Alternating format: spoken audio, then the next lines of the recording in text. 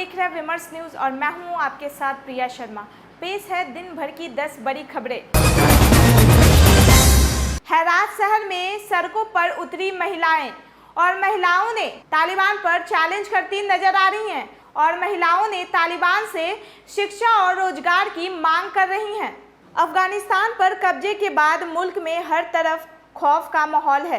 क्या बच्चे और क्या बड़े, हर वर्ग और तबका मुंह खोलने से डर रहा है। इसी दहशत के बीच देश के पश्चिम में स्थित हेरात शहर में महिलाएं सड़कों पर उतरी। उन्होंने तालिबान से शिक्षा और रोजगार का हक देने के लिए आवाज़ बुलंद की। तालिबान ने 15 अगस्त को काबुल पर फतह के साथ ही अफगानिस्तान पर कब्जे का मिशन लगभग पूरा कर लिया था। बिहार में कोरोना की तीसरी लहर की आशंका बढ़ गई है। शुक्रवार को पटना एम्स में 2 कोरोना पॉजिटिव बच्चे भर्ती किए गए, जिसमें से एक की मौत हो गई।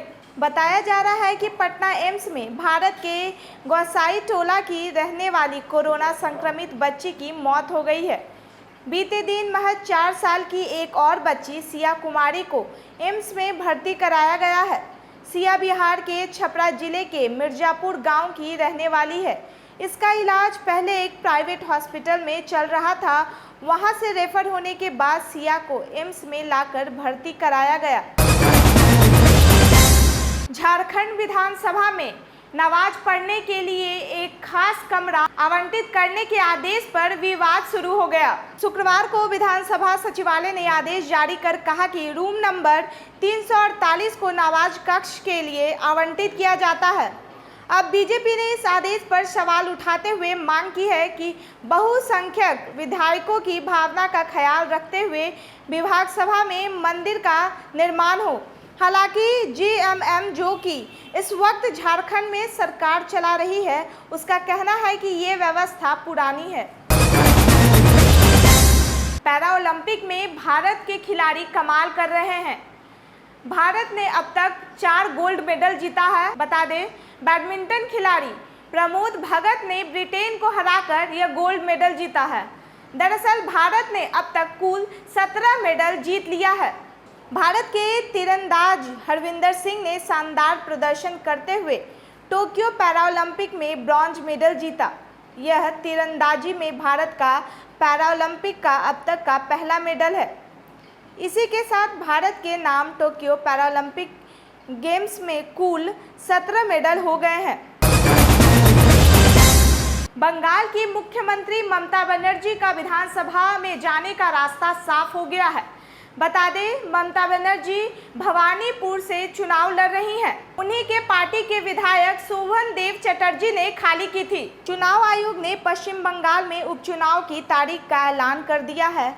पश्चिम बंगाल की भवानीपुर, शमशेरगंज और जंगीपुर विधानसभा सीट पर 30 सितंबर को उपचुनाव होंगे और वोटों की गिनती 3 अक्टूबर को होगी। देश में कोरोना के नए केस लगातार सामने आ रहे हैं। पिछले 24 घंटों में 42,618 नए केस आए हैं, जबकि 330 मरीजों की मौत हो गई। नए मामलों के बाद भारत में एक्टिव केस की संख्या एक बार फिर 4 लाख के पार पहुंच गई। एक्टिव केस में लगातार चौथे दिन बढ़ोतरी दर्ज की गई है। पिछले 24 घंटों में 5,903 मामले बढ़ने के साथ एक्टिव केस की संख्या 4,05,681 हो गई है।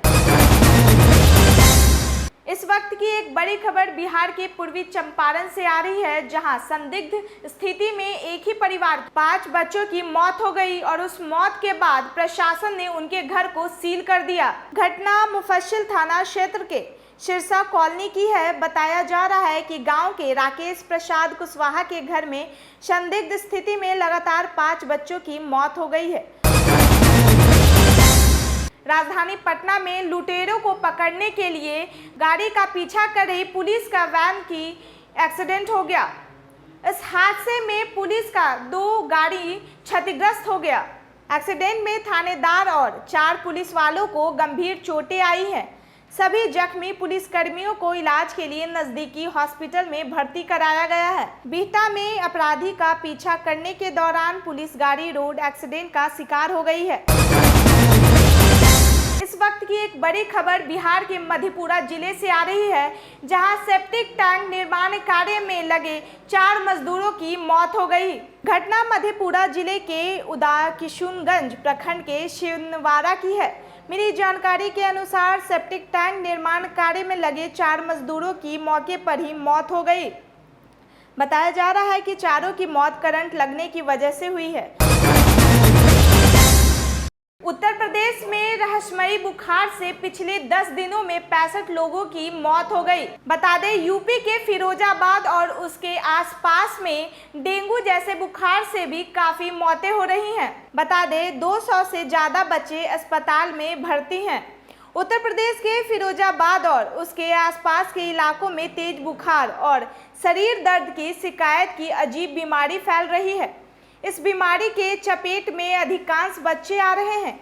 ऐसे ही लेटेस्ट अपडेट के लिए बने रहिए विमर्श न्यूज़ के साथ। अगर आपने हमारा YouTube चैनल अब तक सब्सक्राइब नहीं किया तो जल्द सब्सक्राइब करें और बेल आइकन को दबाना ना भूलें। धन्यवाद।